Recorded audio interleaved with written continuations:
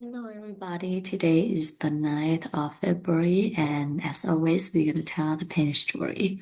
This pain story has changed a lot of people's life, has shed light into why something happened to our life and how we can create or manifest our dream life in a very certain way. So let's get started, okay? What is it? It's a pen. What do we use a pen for? To write. Now there is a dog inside the room. I want to wave this in front of the dog. What does the dog do? The dog probably will sniff, lick, or chew the shade. Does the dog see this one as a pen? So for the dog, this one is not a pen, but for the human, this one is a pen. So who is correct, the dog or the human? The answer is both are correct. For the dog, this one is a chewing toy, while for the human, this one is a pen to write.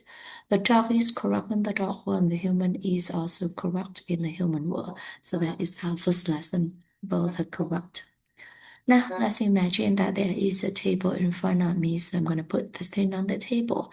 And then both the dog and I will walk out the room. So inside the room, there'll be no human, no dog. What does this thing become? It is still a pen or a chewing toy. Or it becomes almost nothing, and the ancient wisdom call this one as the emptiness.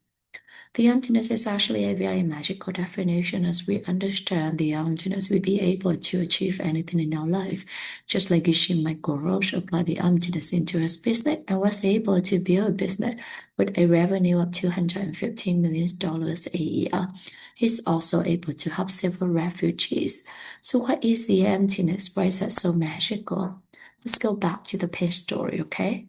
This technically on the table, and when there's no human, no dog, or nothing to interact with, it comes back to true self. We call it the emptiness. So the emptiness is not nothingness, it's not darkness, blackness, or something. As it just itself when it doesn't interact with anyone. Okay? So now go back to, so we already have the emptiness. Okay, so what is so magical about the emptiness? So now I'm gonna go back to the pen story, okay, again for us to see why is that so magical. So this thing you call it on the table, right? And when there's no human, no doubt it is almost nothing, and it is the emptiness. But as soon as I go back into the room and I look at this, this becomes a pen. When the dog comes back to the room and the dog looks at this, this becomes a chewing toy. And when both the dog and I will walk out the room and we both look at this at and then we come back and we look at this at the very same time, what does this thing becomes? It becomes two things, a pen for me and a chewing toy for the dog. So a single thing, okay? When it doesn't interact with anyone, it is possess the emptiness, right? But then because it has the emptiness, it also has the potential to become anything or anyone, depending on who or what is looking at this at the very moment, right?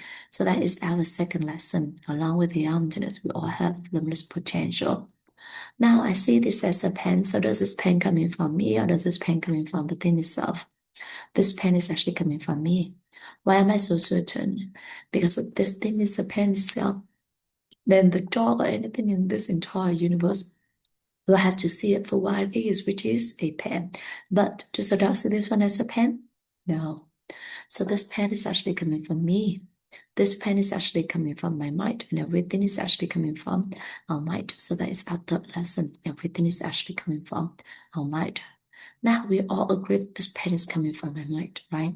So I'm going to change my mind and I'm going to believe this one become a diamond, okay? So please pray with me. Diamond, diamond, diamond. Open my eyes. It's still a pen. So what in my mind that forced me to see this as a pen but not a diamond? They all see it inside our mind that the ancient wisdom call as karma. When we see something, the seed inside our mind pop up, open up, and cover this and made us see it for what had been planted only into our mind. So who planted those seed into your mind then? Only you can plant the seed into your mind, and only I can plant the seed into my mind. How can we do it? We do it by three ways, by our words, by our actions, by our thoughts, especially to other people. So for instance, I'm going to hold on to this. I'm going to say that I have the pen. Would you like to have this pen? And when my friend say yes, please, I'd be so happy to give this to my friend with the hope that I can help my friend. So when I give this palm open up and both me and my friend will see it and it's slowly been marked in my mind. A couple days later, when I see this, I recognize this one as a pen, which means that the seed of the pen has already been planted into my mind. And I pop up, open up, and cover this and made me see it, as a pen. And this is how a pen become a pen, or anything surround us become what and who they are to us. In the pen story, there are several meaningful lessons. Today we went over 4 different lessons. The first lesson is both correct. So we learn to respect each other's opinion, we learn to respect each other's choices, and we learn to listen to each other with a compassionate heart.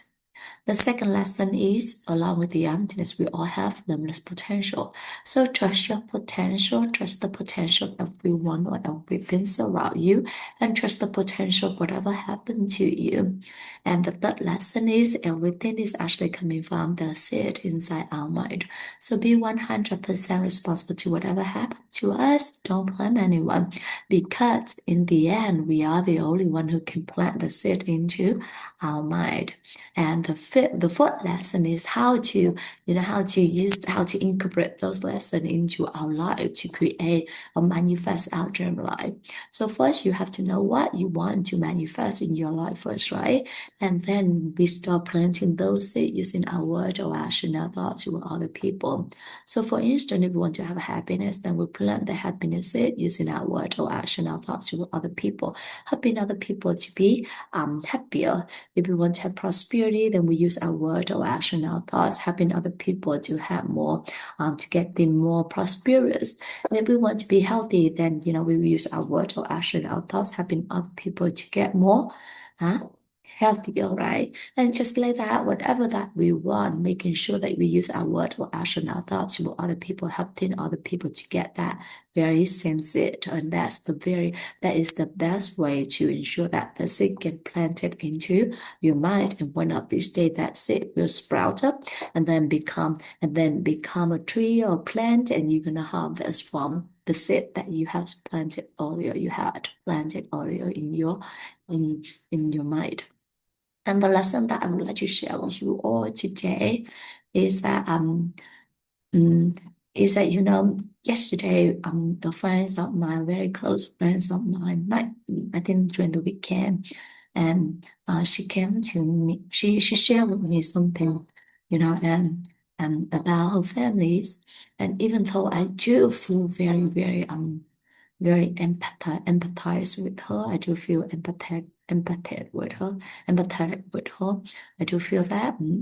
And but then now I feel like instead of criticizing the other person, I like to be able to just being empathetic with her and not criticizing the other person. And when is might come from the fact that I know that the family has endured a very great loss, and I know that both of them are in mourning, and is and through is after a very long and enduring times. So I feel very empathetic for both of them. Um, but it's also when I come back and think about it, and I feel actually very very good, because in the end, I think I always think that in order for you to hurt other people, you have to be in pain as well. And it's not me who, I have no right to blame anyone, to say this person is good or the other person is bad. The only thing I could do is being empathetic and try to be um try to get some calm or some comfort, give them some comfort. And that's the best thing I can do. I'm not sure if that, my word would be something that really comforting to her. I just hope that I be able to give her a little bit of comfort if possible. So that's the lesson that I would like to share with you all today.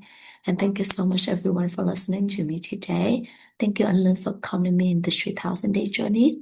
And if by me sharing with you the pen story of my lesson is something good, I would like to dedicate that to my church family, to my friends, to my coworkers, to my clients, to my neighbors, to any living things in this world, any other world.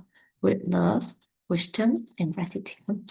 And I do sincerely hope that my friends, family, especially my friends, will be able to find their peace soon. Thank you so much, everyone. Have a beautiful day. Bye bye.